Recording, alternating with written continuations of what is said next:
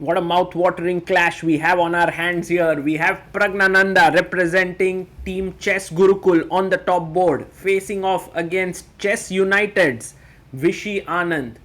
Now we all know that Pragg grew up admiring Vishy as his idol and then went on to learn from him also at the Westbridge Anand Chess Academy.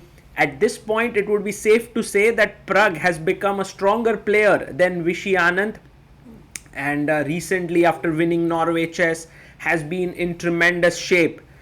In the group stages, Vishy Anand showed some great chess himself, where he managed to put Magnus under big pressure, and he also won many of his games. So this is going to be an exciting fight. There will be two games that they will play against each other with opposing colors, and also Chess Gurukul and Chess United will be trying to make it to the quarterfinals and the last 8. Handshake and off we go. Pragg opens with knight to f3. Vishy brings his knight out to f6. Pawn to c4. e6 played. And b3. To get the bishop to b2, Anand pauses a bit, pushes his pawn to d5, bishop b2, and now c5 played. You may want to close down the position with d4, so Pragg takes, Anand takes back, and g3, the double fianchetto. Knight comes out to c6. One of the things that you can always learn from Vishy Anand is his impeccable opening play. He pushes d4 in the center, castles, bishop e7. How to develop your pieces, how to control the center, everything done very well. Knight a3. And by the way, Anand has played this exact same position against Jan Krzysztof Duda with the black pieces in Global Chess League 2023, where he played bishop f5. And believe it or not, even Pragg has played this with black in an online event against Adiban. So they both have some experience here. Knight c4 played by Pragg. I like white's position, by the way. There are two nice knights in the center. The bishop is well placed. The other bishop is well placed. Yes, the d3 square is a bit weak. So like something like bishop d3, but rook e1 should be completely fine. So Anand starts to think. Now he can take on d1, but he can also just simply play bishop e4. The bishop controls this diagonal, and Pragg and Vishy are both out of their prep. They must be recollecting their own games, but I'm sure not so deeply. Okay, what should white play? I want to put my queen on e2 and get my rooks into the game, but the moment I play this bishop d3 is trouble time. So that's the reason why I want to do something else. But what? Knight e5 is possible, but then the pieces get traded. So a4 played. And this is a slightly weird decision by Pragg, because after takes, bishop c2 and b3 would just drop a pawn. So Vishy spots that, and is he going to get tempted? He plays it. He plays his bishop to c2. He wants to win this pawn, and he's asking Pragg, what's your idea, buddy? Why did you give me a free pawn? Pragg goes rook c1, and well, Pragg has, I think, calculated this well, because after knight d2, the bishop needs to be given up for the knight, and after knight c4, now you have a5, a6, the bishop on the long diagonal. There's a bishop here as well. Rook c8 played, and a5. Amazing pawn sacrifice here by Pragg. Now with some ideas of a6 softening up the diagonal. Rook comes to d8, and a very good way to play now is bishop f6, and rook b1. Putting pressure here, and it's very difficult to handle that position. But Pragg goes rook b1 first, and this is just the moment that Anand needs, because now knight d5. Excellent move. And now the knight can jump to b4. Both the knights can jump to b4. So Pragg is a pawn down now. Does he have enough compensation? You can see Vishy feeling the confidence there. Yeah, sometimes a player who's not playing often needs to get out of the openings against guys like Pragg who are so well prepped up. Bishop c3 played by Pragg, and now Anand can take on d1, rook d1. He goes a6. Does weaken the b6 square a bit, and you can slowly try to expand on the king side with f4 g4, or bring your king in with king f1 king e2. He goes king f1, rook takes d1, rook takes d1, and maybe rook d8 to trade another rook. Yeah, plays it, rook to d8, and Vishy keeping an edge on the clock as well, which is really nice to see. I think he's going to make a very confident beginning in this match against Pragg, 2-game match. Pragg goes king e2, and now rook takes d1, king takes d1, and can you go bishop to d8 to win the pawn on a5? Yeah, Pragg takes, c takes b4, and I think things are going to get traded now. The king comes up here, you take on a5, then I take later on b7, a6 pawn falls, opposite colored bishops. This should be equal, king c2, and Vishy takes on a5, draw, and that is a good game by both the players. Very strong, very solid. But Chess Gurukul went on to win that match. So now Chess United team of Vishy Anand needs to strike, and Anand needs to strike with the white pieces. Meanwhile, Praggnanandhaa would definitely want to beat Anand in their personal encounter. And so, by the way, the results of that were that Chess Gurukul won dominatingly in the first match. Now pawn to e4, c5 played, knight to f3, knight c6. We have the Sicilian, open Sicilian by Anand, takes, and what is Pragg's choice going to be? He goes knight f6, knight c3, and plays the Sveshnikov with e5. Knight to b5, d6 played, and bishop to g5. The knight drops back, b5 played with the idea of b4, and knight to d5. This is all mainline theory. Anand knows this stuff. He's played it over and over again in his career. But of course, there are always new wrinkles in theory which you need to be ready with. Bishop g5. I've seen often that h4 is a move, giving up a pawn. There's also g3 perhaps. Bishop d3 can be one idea. a4 can be another one. I mean, there are so many possibilities here. Queen d3, a3 even. He goes a3. That's a more restrained approach to Black's queenside push, and just trying to finish development, keeping control of the d5 square. That's what Anand is trying to do. Knight to b4, offering a trade of knights, and Pragg can play queen c8, defending his knight. Now notice how this bishop is controlling the e7 square, so that's important, because otherwise queen c8, knight c6, queen c6 check, and you lose the queen. He plays queen c8, defending also the a6 pawn.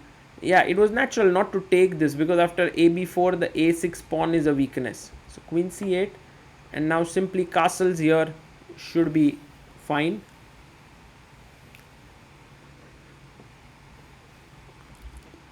He castles, and Pragg goes a5, knight comes back, and now a good idea is to play knight e7, trading. For example, knight e7, knight e3, you can take, and just continue this position with a very nice position for Black. But he goes queen b7,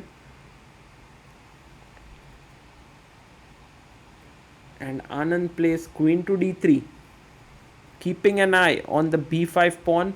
Pragg goes rook d8, defending the d6 pawn.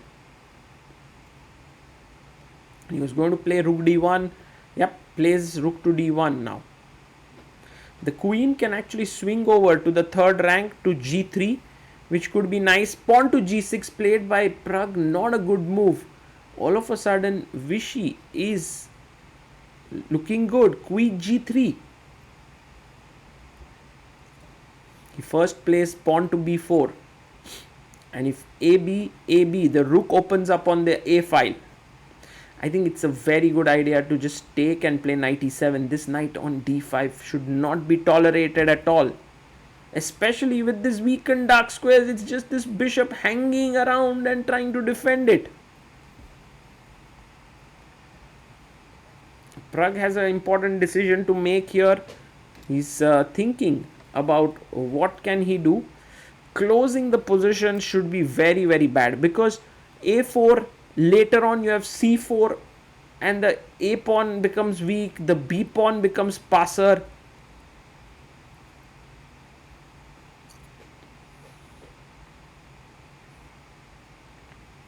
Pragg goes below the clock of Vishy Anand. Anand has 1 minute 57 seconds. Pragg has 1 minute 30 seconds. a4 played. Closing down. Now queen g3.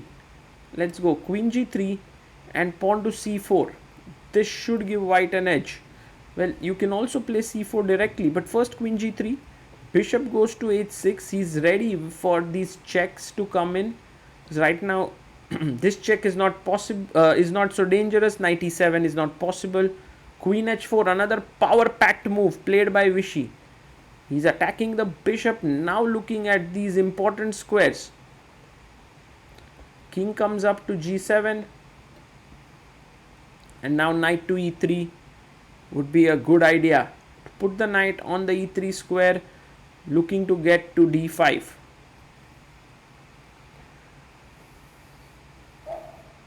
And you know what can be a cool line is, yes, Anand plays it. If you take bishop e3, I can go for a check and then take with the f pawn, getting myself an open f file. Knight takes e3, takes it back, and now Pragg could potentially go back to e7 to defend the d5 pawn. Here he does it. Knight e7, defending the d5 square. Pawn to c4 by Anand. It was possible to do this tactic, which was to take, and queen takes e7, but c4 takes, bishop c4 also is very pleasant. Very pleasant. Praggnanandhaa is playing this not so well, or rather we should say Vishy Anand is playing this really well.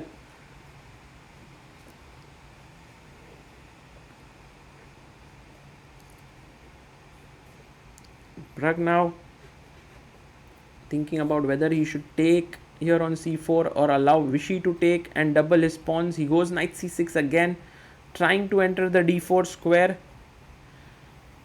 He has only 35 seconds. Meanwhile, Vishy has 1 minute 15 seconds.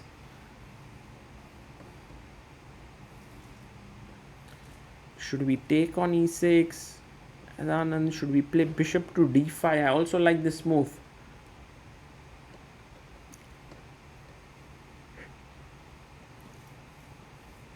It's Anand's time now to take a long think. I was wondering what to do to bishop d5. Oh, he takes on e6, fe6. Now the d5 square cannot be reached by the knight, but Anand is going for a kingside attack with knight g4. h5 played. Wow, that's bold, because queen f6, king h7, and he sees that there's no more attack. So h5 is a good move.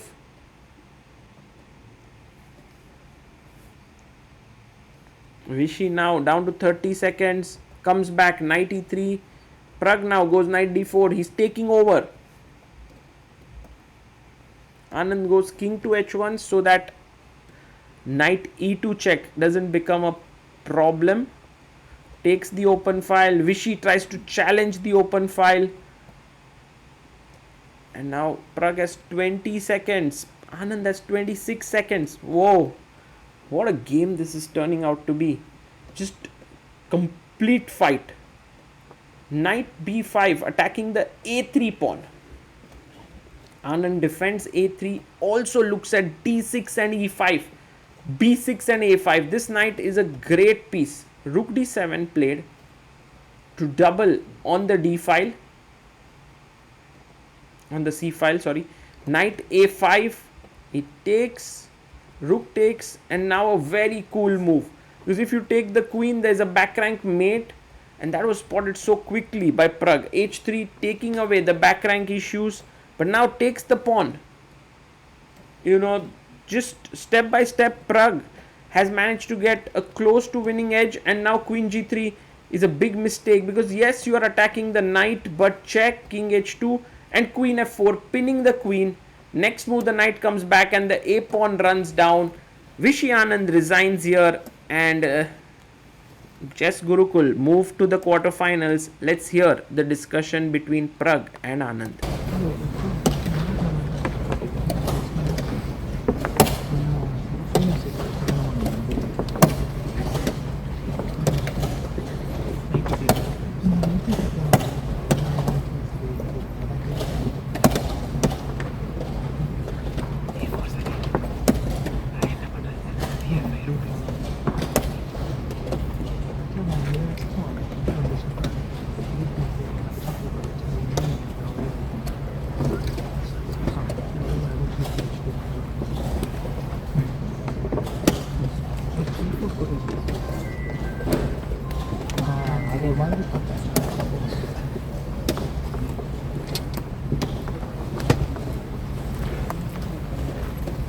Freedom begins with a choice.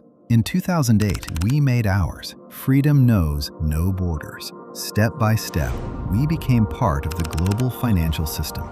In 2019, we went public on NASDAQ. In 2024, we built a digital ecosystem. Fintech, lifestyle, telecom, everything comes together in one unified digital space.